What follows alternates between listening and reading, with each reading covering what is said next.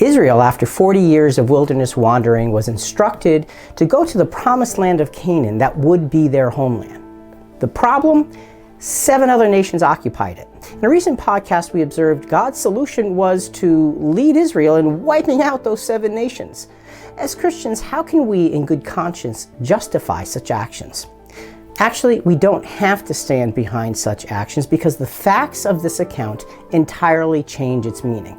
One point. Centuries before this destruction occurred, God alerted Abraham that the evil of the Canaanites was growing, but it wouldn't come to its full measure until 400 years later.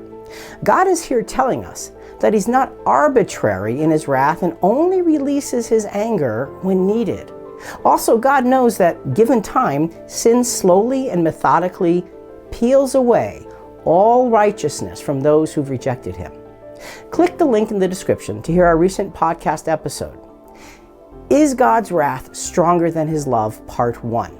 In Part 1, we reveal the horrifying conditions the Canaanites degraded to and examine other accusations regarding God's wrath and put them in their appropriate context. When looking at God's wrath, we must absolutely view it through the broader context of God's justice and love. Join us as Part 1 unveils the issues so they can be clearly explained in Part 2. Thanks for watching another CQ Moment That Matters. Click below to subscribe and get updates on new videos.